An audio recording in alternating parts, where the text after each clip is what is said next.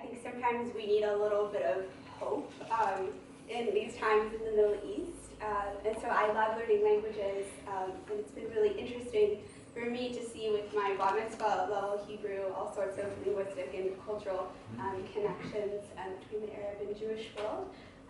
So our speakers today are Shemtov, who's the Ava Chernow-Loki Senior Lecturer in the Department of Comparative Literature in the Middle Eastern Program at Stanford.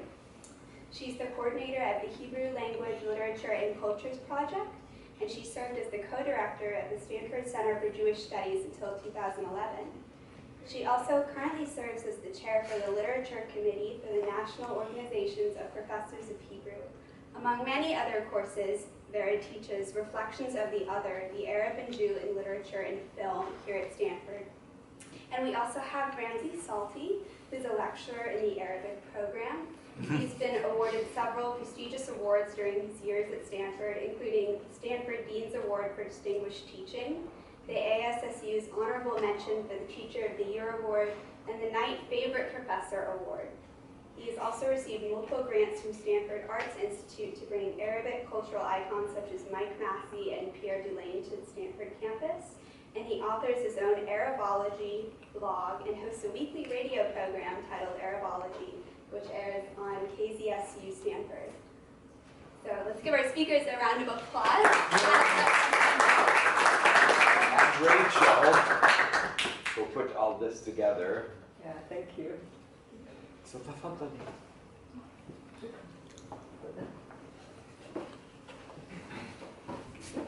How when you learn the language of the other, it opens up a whole new world, not just vocab words, but rather a whole world opens up. And then we see so many similarities in the expressions, in the, the phrasing, the poetry. It becomes very similar. And so that's, I think, what we're trying to do today. But yes, Vera, do you want to tell our story? Oh, you tell it really nicely. Jump in. I'll jump in. Yeah. So we've told this story before, but every time I tell it, it comes from the heart. It's not like a repetitious thing, because when I started at Stanford 16 years ago, Vera had just started too, and she was teaching Hebrew and I was teaching Arabic. And for some reason, the Hebrew was here and the Arabic was here, and there was this a little bit of like, distance between us. And I looked at Vera, I mean, look at her. She's the most amazing woman I've ever seen. And I look at her and I'm like, my gosh, why am I not over there, And she looked at me too, and I think, we just sort of walked towards each other, and we started to talk and we started to laugh.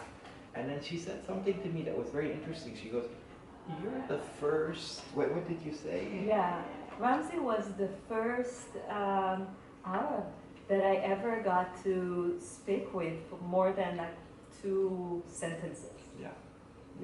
And it reminded me of when I came to America, and the first time I met some, Jewish friends in school at Santa Clara University. I also had that initial like, wow, I like them. There's, in fact, there's so much more. I have so much more in common with them than, the average kid at Santa Clara University. And so I think that's kind of started the whole friendship.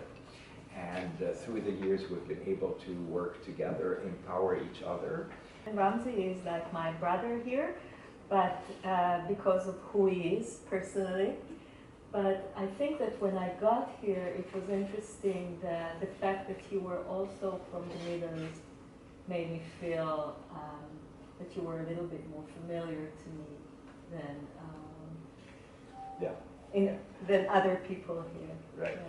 Because, and another thing is, with Vera, I was a little surprised because I'm watching the news. I've never been to Israel, but I watched the news and I see, they seem like they're together. I thought people would, know each other. But it's kind of sad that because of the separation, you could be geographically close to, a Palestinian, but not have the dialogue going on. And I think once the dialogue happens, it's just, this is what can happen. Right. But it also depends where, and I think that having this dialogue here made things much easier. And yes. because it's here, Yeah. a neutral ground kind of. Yeah. But there are in Israel also collaborations, and not everybody lives in the same neighborhood I live in. I mean, a lot of people do get to interact with Palestinians. And then since then, and because I like music, I've been following all these amazing musical fusions that happen between Arabic and Hebrew. So on my radio show, I'm always playing, songs like the one you just heard by Noah, who is an amazing Israeli singer. She's Jewish. She was here and she performed. And then Mira Awad, who is Israeli Arab. I don't know if she identifies as Palestinian or Arab, but either way, she's singing in Arabic with Noah singing in Hebrew, and the song is There Must Be Another Way. And I think that's kind of what we want to set today is, what other way can we find? And I think, for me, politics didn't work, and rhetoric doesn't work, and certainly this hatred doesn't work. For me, music was the way to bring people together. So when I play like a song in Hebrew, and my Arab friends love it, and they're like, but it's in Hebrew. I'm like, yeah, you realize it's in Hebrew, you like it. Same thing for, I think, when people hear an Arabic song, and suddenly, there's that. So they come beautifully together. Hebrew and Arabic are related. And in Arabic, of course, Ibri and Arabi, you just switch 2 letters, and it's the same word. So it's that close. And by the way, Noah dedicated this song to Ramzi. and Vered. So, yeah, but I don't speak Arabic, and Ramzi doesn't speak Hebrew. But yet we had in our classes the opportunity to have collaborations between Hebrew and Arabic, which we found really helpful and kind of a way to for people to understand the other. And we definitely found that having Americans study Hebrew or study Arabic was for me at least, is a way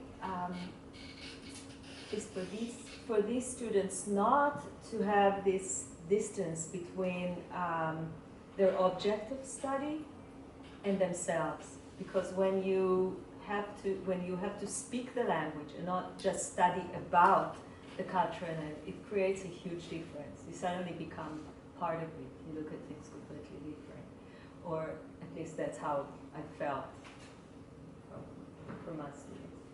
And I think Rachel sort of embodies that with the Hebrew that she knows, the Arabic that she's learning, and sort of bringing them together. She often makes these observations in class that teach me about Hebrew. It's like, oh, but Hebrew just does this, or this would be a different letter. But basically it is the same. So shall we do the body parts to show them like how close it can be? Ah, okay. So I'll do Arabi, you do Hebrew. Okay. All right, so Ain, Ain, Rijl, Regel, Dam. Dam, What else do we have? Rosh. Wesh. Yeah. So we're practically the same, right? And then of course the name Vered, Arabi, Wered, or the singular Warda, is rose or flower. So it's like if I see Hebrew, if I listen to Hebrew, and I see the Arabic subtitles, as in this song, I almost understand it. But if I'm listening to Hebrew and I'm seeing an English translation, subtitles, I don't get it. But it's like, it's so close, it's almost like hand in hand, yad b'yad would be yad b'yad. I mean, it's so close. So when I'm reading the Arabic going, they're thinking Hebrew, but I'm totally getting it. And I think that it's, do you think it's easier to go from Arabic to Hebrew or Hebrew to Arabic? I don't know. Equally. I'm going to start now with my friend here to study now. Yeah, let us know. Let us know. But I do know that I came here and I was the only Hebrew-speaking person in the program. I started now in comparative literature, but I started in the Middle Eastern program, Right. and they could not talk about me without me knowing. So that was, God, that it's was close so enough that you can get. Yeah, and then not only that, but the expressions, you know, and even the stereotypes, you know, the stereotype of the Jewish mother. That's exactly the Arab mother. I mean, we don't need to explain when you go, my mother wants me to get married, and you know, I'm not intending to get married, and you know, well, you know how mothers are, and she can give me that perspective culturally that maybe an American would say, well, just tell her you don't want to get married. Yeah, tell a Jewish mom you don't want to ever get married. Tell an Arab mom you never. I mean, the reaction you get is not like, it's not a choice. Here in America, it's more like a choice. Okay, if you want to, you know. And the whole idea about trying to match you up, right? Yeah. Trying to find someone for you. It's just all so similar in that way. And it's so sad that because of politics and hatred and all this, that all of that's been lost. And the brotherhood, which is right there, you don't have to look far to see it. It's right in front of us. It's in the culture, it's in the humor, it's in, I don't know, smoking cigarettes. You know, it's all part of the same culture. And for my kids are kind of a mixture of Iraqi Jews and Ashkenazi Jews. And they wanted to connect to their Iraqi part, and it was a little bit difficult for them to do here. I mean, back home, it ended up being mostly the food or things like that, but they had no access to the literature and culture. The closest thing that they got to have this uncle that knew Arabic, and they, you know, it could help them, teach them a little bit, and feel this connection, and also feel good about this part of their identity. And Rachel asked us to speak about a few things, so maybe I'll start with that. Sure, and then sure. But let me say about her kids, because I don't have kids. She allowed them into my life at a very young age. So I have pictures with her kids back when they were this big and a dog. And they would love to come play with the dog. And as they were playing, I would start saying things in Arabic, and her kids would pick them up. And then later, her daughter took my Arabic class. It was a continuing studies class. And no surprise, was the brightest kid, because the Hebrew helped her, and also I think the fact that we had this, she was comfortable. And here was this kid, you know, continuing studies is adults, all these old people like me, taking the class. And then this young lady, her daughter, was like learning better than all these linguists around her. And I think partly because she knew Hebrew, and partly because she embraced the cultural aspect of the class. yeah.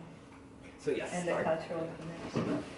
So, so I'll say a few words about studying Arabic in Israel, and although it's not my expertise, so I don't know if I can really answer a lot of questions about it, but give you a general idea.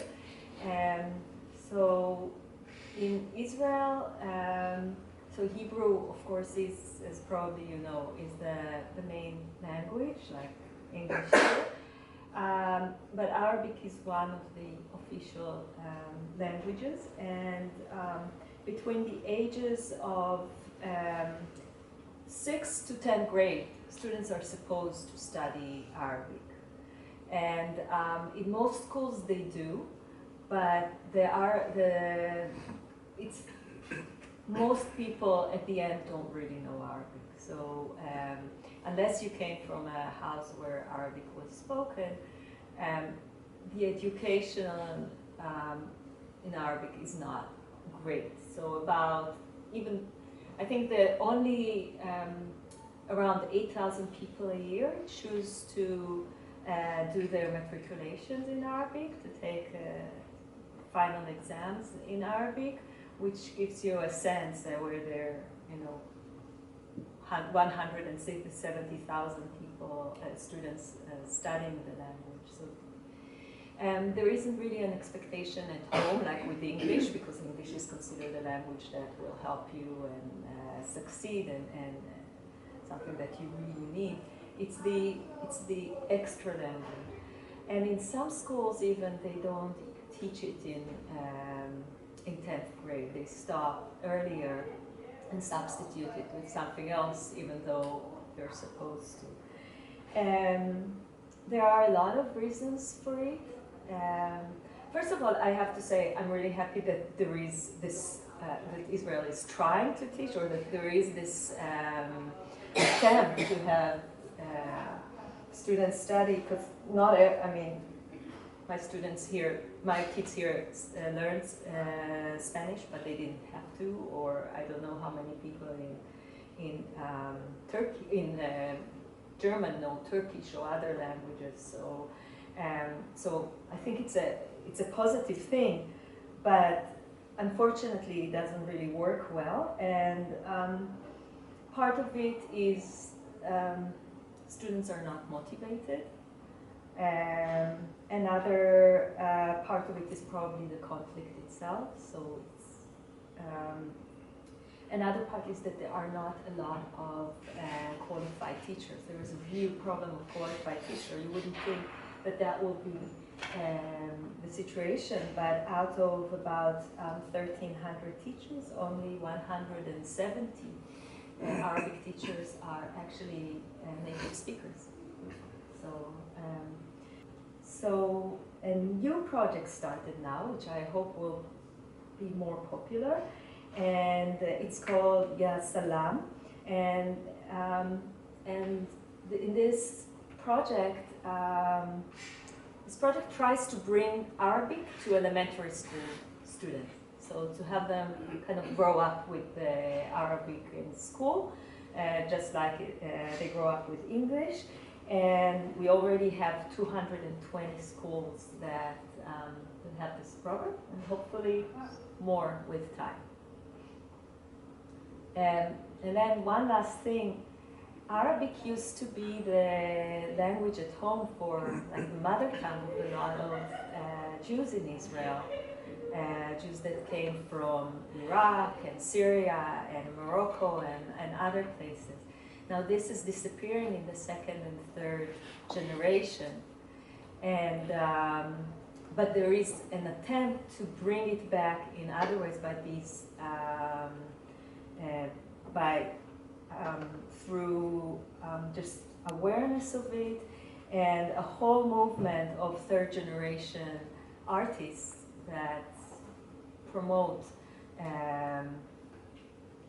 the return of Arabic back to the culture. It only was lost for one generation, but it is difficult for people in third generation that they cannot connect to this kind of origin. But the same happens with Yiddish in Israel too, with other languages and Russian.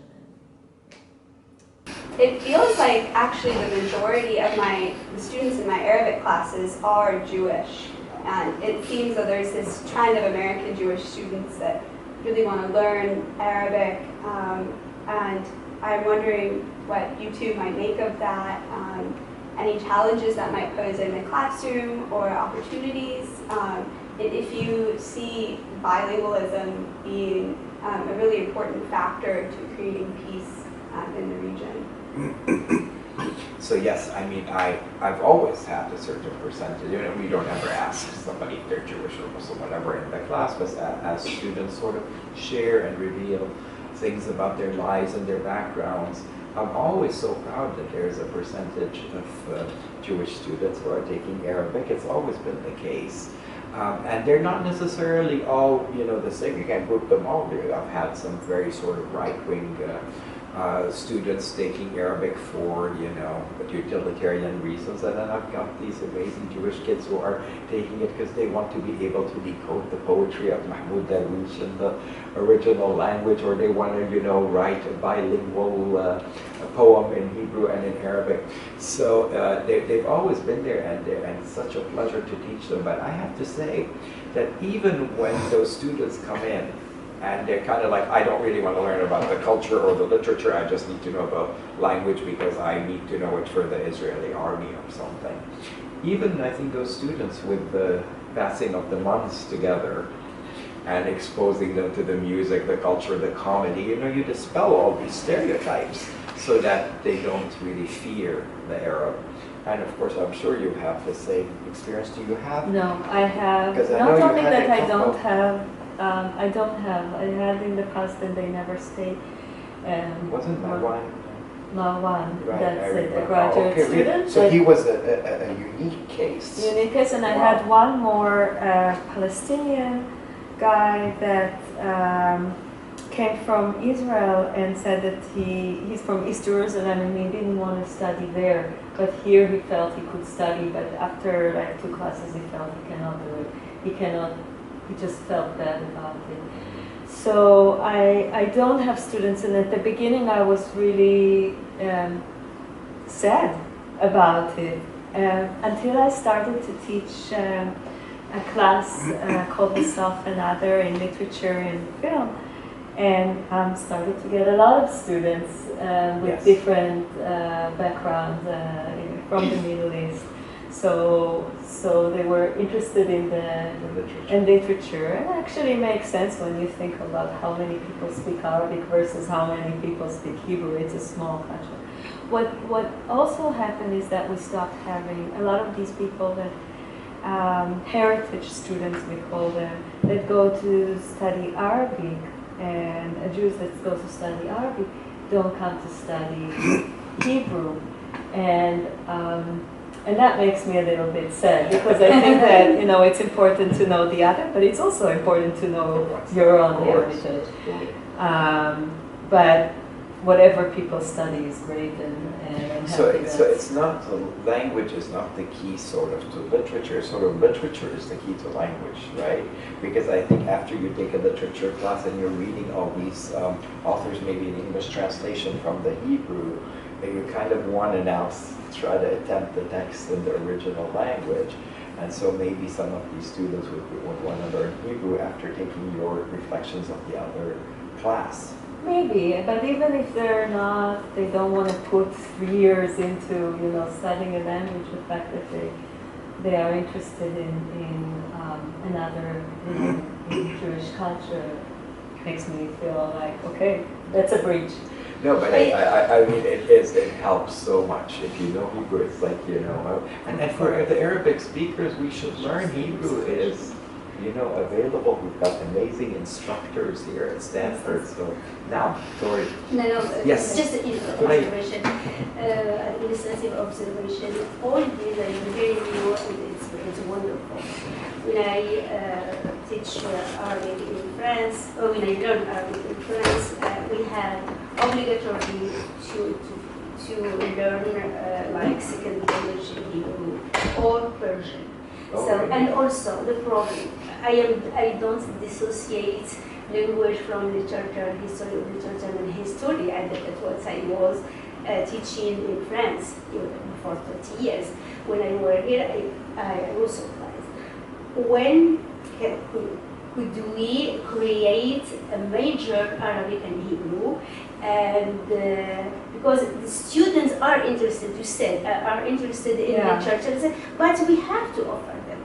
Why we don't have literature? So we actually have, this is the first year, and I'm happy to say if there are students that are interested, we have a major in Middle Eastern literatures and languages it's in comparative literature. Yeah. And the students are encouraged to, you can focus on one language and literature, but you're encouraged to take more. Not necessarily Hebrew and Arabic, could be Persian and Arabic, could be Turkish and Arabic, or Hebrew and Turkish, or any combination. But we definitely are, we're trying to push this now. Yeah. So if you're interested, actually it's a minor, it's not a major. As an Arabic tutor on campus, I noticed that a lot of the students study Arabic because they're studying political science or international relations. And I think it's great, but I think it politicizes Arabic in a way that I think other languages don't get politicized. And I was wondering if you noticed the same trend in Hebrew. That whatever brings people into the class, that's a beginning. And once you're in the class, if you have somebody like Ramzi that exposes you to the culture and the music and the literature, no matter what the reason is, you will understand more the people, right? And don't let anybody tell you that the situation there is has no solution, that it will always be this way. Let's remember it wasn't always this way, that Arabs and Jews have been brothers through history, and at this stage right now we are in a horrible stage, we have to say. Yeah. But it's because the right wing on both sides are kind of taken over, but the average people lost in the shuffle are maybe believing some of the rhetoric, but at heart I think we all want the same thing. And don't let the present situation in the Middle East make you pessimistic.